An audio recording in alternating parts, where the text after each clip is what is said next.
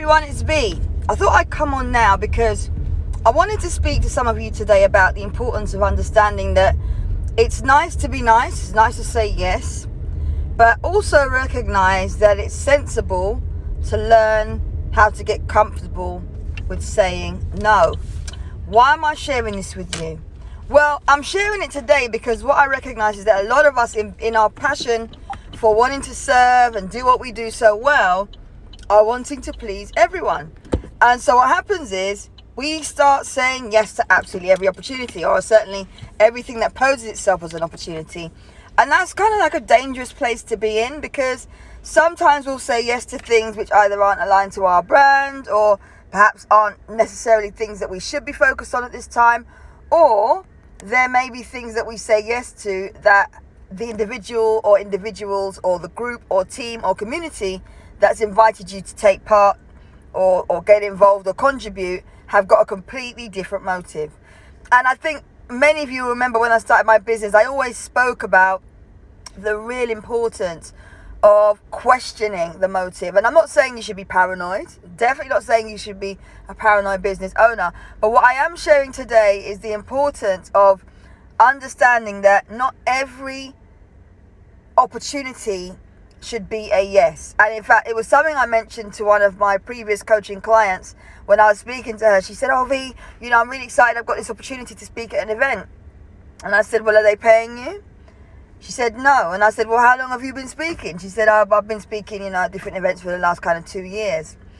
And I had to kind of remind her, and this is why I'm coming on now to kind of remind you, I guess, that sometimes opportunities are not actually opportunities. Sometimes things are presented to us in a way that we will get excited as business owners. We want to say yes, and then unfortunately there's an element of disappointment that comes in, either because the opportunity isn't really an opportunity or because the individual or individuals have got an ulterior motive. So I just want to share with you today that some of the ways in which you can learn to say no are to, first of all, identify whether or not this opportunity has got benefits to you. Because one of the things that I've recognized is that sometimes people, individuals, companies, businesses, and groups will present situations to us as opportunities, and being so keen to want to be present, being so keen to want to be doing everything, we say yes without really analyzing if the opportunity has any benefits for us. So if you're note taking, the first point I want to make is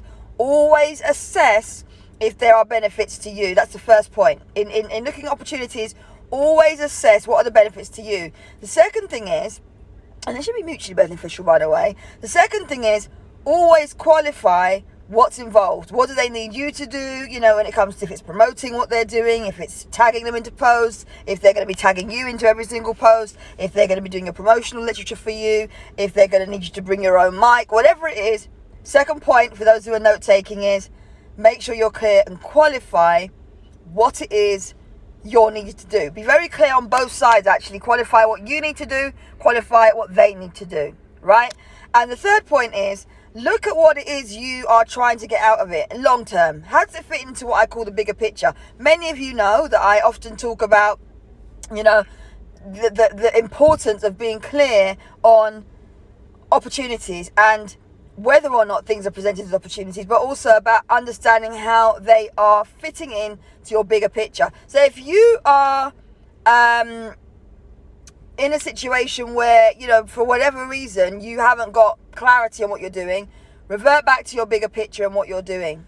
Revert back to what your bigger plan is and understand what your goals are so that you can decide if it really is an opportunity, what the benefits are for you, and what you're required to do. And then I think based on just those three key questions, what you can then do is work out whether or not it's something you want to go ahead with. That's my quick pointers for today. I will upload it in IGTV. Apologies if you've been unable to hear. I don't know why that is, if there's something wrong with my phone.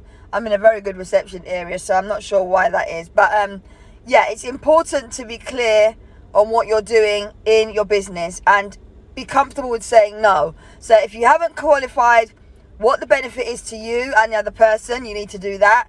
If you're not clear on what you're needed to do, what are the expectations of you, make sure you get that in writing or get an agreement written up. And the third point is make sure it's part of your bigger picture. Make sure that whatever the opportunity is, however it's presented to you, even if it's in a nice glossy brochure, be clear that it fits into what I call your bigger picture. All right, so that was it for today. I will save this to my device and I'll upload it without the interruption, so you can catch it back on IGTV. Turn your notifications on, and then that way when it does go live, which will be later on this afternoon, probably about 6 or 7, you'll be able to watch it without any interruptions. Apologies if you did get freezing, apologies if you did get bad interruptions, but I'm in a good space, so I'm not sure why that is. Have a great day. Remember, it's okay to say no. Take care. Bye.